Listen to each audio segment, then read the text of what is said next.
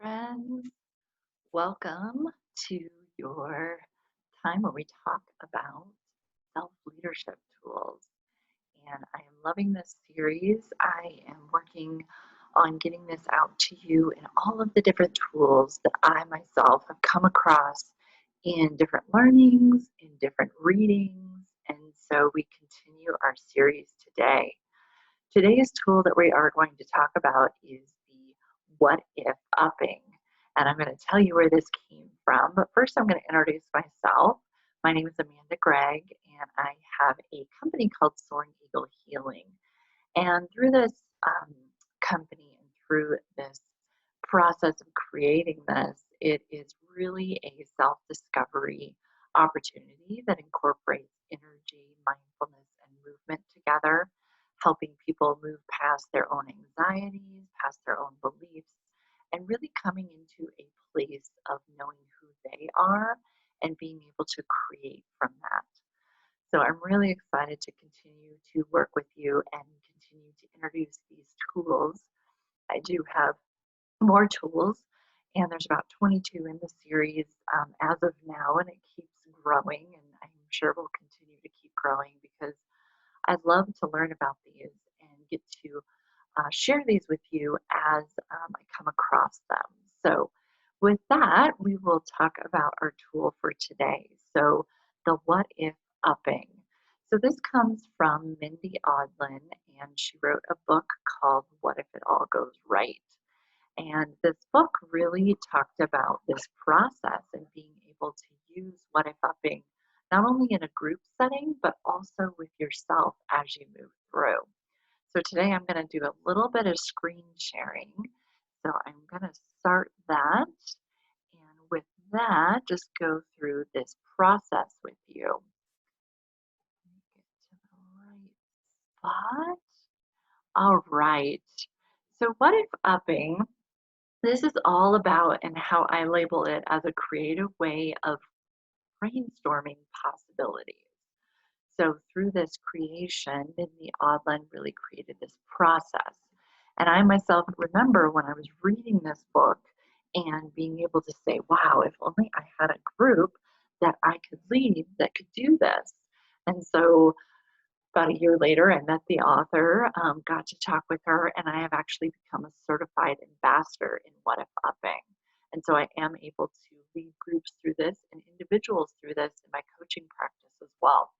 So the mission of What If Upping is to lead people to create positive change in their lives and the world. And so this is an opportunity that this gives. So it all starts with the creative process. So maybe you're familiar with this and maybe you're not, but we're going to go through this a little bit. So the creative process starts with our thoughts. So really the thoughts that we have and the things that we are beginning to think about are where the creative process starts. From that, we then have feelings and emotions that are attached with these thoughts that then bring them to the actions that we see ourselves move in the world. And so maybe you've heard you are what you think, or whatever you are thinking, you are seeing out in front of you. I really believe that as you think about different things, you are seeing the mirror of them out in front of you as your reality. So through that process, our thoughts create the feelings that then move us into action, which then create the reality that we really see in the world and in front of us as we move forward. So that is really the creative process. And maybe you've gone through this in some sort of way as you've been thinking about different ideas that you had or how you want to structure something that you are working on, maybe in your life or in the world. So through the what if upping process, this really brings this idea of creative mindset to the table. So it works within this creative process to start using the tools.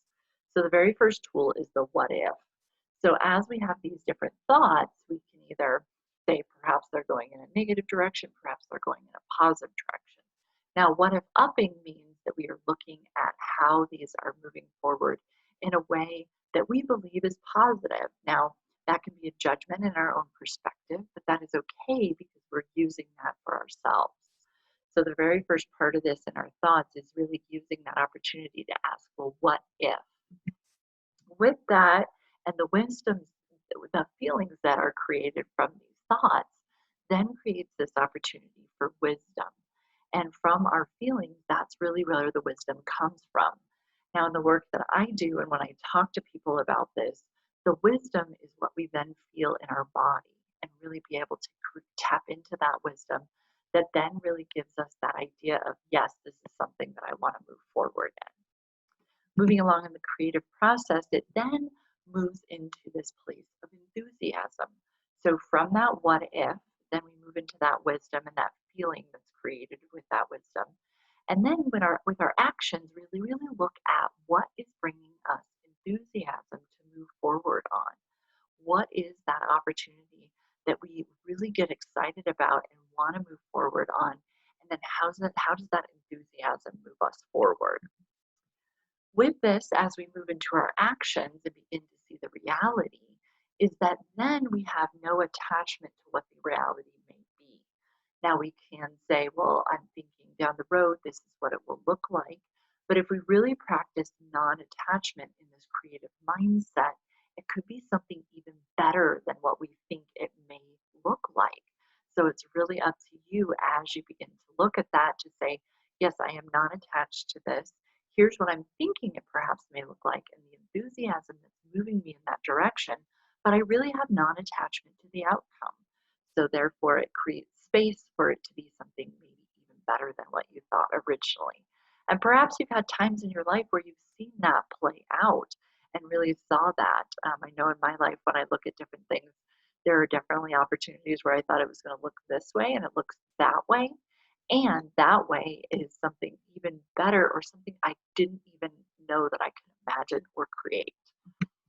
Then the final part is that reality. So that reality is really based in this idea of love and that all is created through this process of love. And so the creative mindset really then moves in that.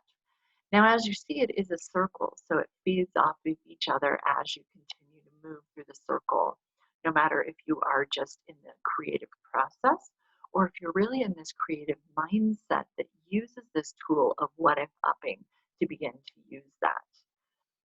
Now, the process of what if upping does have a lot of things that go along with it. There are some rules and some opportunities to really make this a really beneficial opportunity for everyone to be involved in a group, or perhaps if it's just a one-on-one setting to have both people involved in this. So I'm going to tell you a little bit of the rules. Now, there are opportunities that I have where you can join a group that I have that is going monthly. If you're interested in that, you can always get a hold of me through my website, soaringeaglehealingco.com, and we could talk about when those are if you'd like to join that group. Now, the rules of what if upping are the following. So everybody participates. So no matter who is coming to the circle, if they just want to just watch and see how it unfolds, everybody participates and everybody is a part of this process. So everybody has a turn. The second part is skipping your story. So a lot of times we can be stuck in our story. We can be creating and repeating this story as we move forward. And we really want to skip that story. And this process is a really great way just to be able to introduce what we desire and we want, and then the group gets to focus on that. The third is being grateful. So being really grateful for what you are receiving from others and just being very open to that. In the group process, I actually ask people to put away their pen and paper at this moment in time. They do have time to write down some ideas that they did feel enthusiasm over, but being grateful and just receiving what other people are saying. I think this is a really important one because we can see it sometimes in our conversations that we are listening for reaction rather than listening for gratitude or just receiving those messages. The next one is tossing your to-do list. So a lot of times this process can bring in a lot of to-dos that we start just listing out on our to-do list that we're like, how are we going to get all these done? And this process really says, let that go.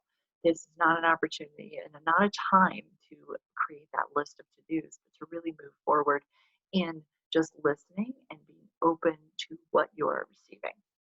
The next one's no coaching, advising, or fixing. So we are looking at all people as whole, which is what serving other people is all about, that we're looking at each other as whole and perfect as we are right now. And there's no coaching or advising or fixing. What I tell people is in this process, you start every statement and it's very succinct statement for your ideas with what if up first. So if you use that what if up, that then you are really using that opportunity to be able to do that. Oh, shoot, you know what? Then, with that, we are then saying we do not call on people. So, in this process, we don't call on anyone. We really use it as a popcorn opportunity and really a place where we can then be able to move forward in that. And then finally, the last one is think big and have fun. So we're really thinking big.